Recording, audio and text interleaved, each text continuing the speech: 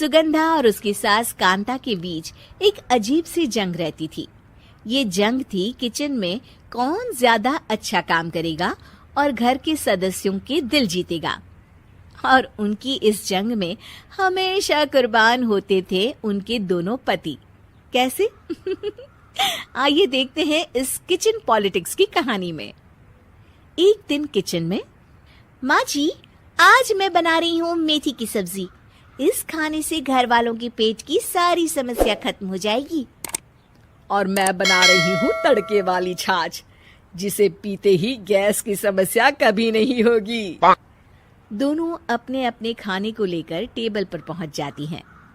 तभी सुगंधा के ससुर उसकी बनाई सब्जी की तारीफ कर देते हैं। अरे वाह, मेथी की सब्जी भी बनी है, बड़ी ही स्वादिष्ट है। वाह बहू वाह। अरे बहू, लेकिन इसमें इतनी सारी मेथी बर्बाद करने की क्या जरूरत थी? देखिए माँ जी, ये तो वो मेथी है जो आप रात में भिगोकर सुबह उसका पानी पीती हैं, और जो मेथी फेंक देती हैं उसी से मैंने ये सब्जी बनाई है। अरे वाह बहू, तुमने तो बड़ा ही समझदारी का काम किया। बस अब क्या था, कांता जी का तो मानो ये सुनकर खून ही सूख गया। वो फैसला कर लेती है कि किसी भी तरह वो अपने खाने की तारीफ लेकर ही रहेगी और सुगंधा को किचन में उसकी कमियां गिनाएगी। कांता फ्रिज खोलकर देख रही होती है और फिर सुगंधा से कहती है, अरे बहू, ये क्या, पूरा फ्रिज गंदा पड़ा है। तभी वहाँ सुगंधा का पति आ जाता है।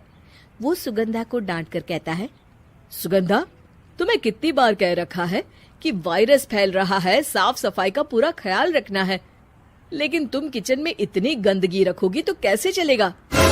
सुगंधा सास की तरफ देखती है जहाँ वो मुस्कुरा रही होती है। सुगंधा समझ जाती है कि सास ने उससे बदला लेने के लिए ये सब किया है। दोनों रात के खाने की तैयारी में लग जाती हैं। दोनों ना एक दूसरे की तरफ देखती हैं और ना ही एक दूसरे से बातें करती हैं। रात को खाने की टेबल पर एक एक कर दोनों कई तरह के अलग अलग व्यंजन टेबल पर लगा देती हैं और अपने अपने पति के पास जाकर खड़ी हो जाती हैं। अरे खाइए जी खाइए, मैंने बड़ी मेहनत से बनाया है। प्लेट में वो खाना डालती हैं।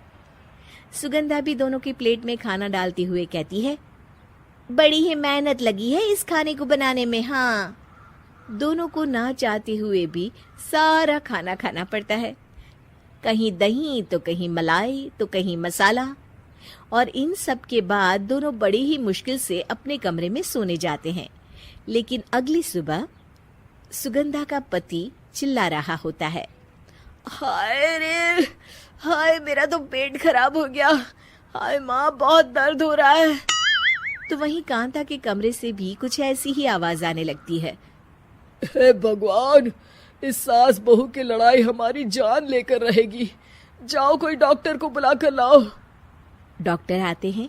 दोनों को देखकर कांता और सुगंधा से कहते हैं, देखिए, आप दोनों इन्हें खाने में हल्का ही दीजिएगा। हो सके तो रात का खाना जल्दी खाया करे और वॉक किया करे। इतना कहकर डॉक्टर वहां से चले जाते हैं। जिसके बाद एक बार फिर से दोनों बहुएं किचन में जाती हैं और खाना बनाने में लग जाती हैं। रात में खाने के टेबल पर दोनों एक बार फिर से खाना लगाने लगती है। पापा जी, मैंने ये पतली मूंग की दाल की खिचड़ी के साथ ये पापड़ और पुदीने की चटनी भी बनाई है। अरे बहू, अभी अभी बेचारे पेट की बीमारी से गुजरे हैं। इतना भारी खाना तो डॉक्टर ने भी मना किया है ना। देखिए, मैंने आप दोनों के लिए सूप बनाया है। और दोनों उन लोगों की प्लेट में खाना डालने लगती हैं। तभी दोनों एक साथ बोल पड़ते हैं, बस करो, हमें माफ करो। हमें नहीं खाना इस घर में, ना खिचड़ी और ना ही सूप। हम इंसान हैं, एक वक्त में एक ही खाना खा सकते हैं। बस करो, हमें माफ करो।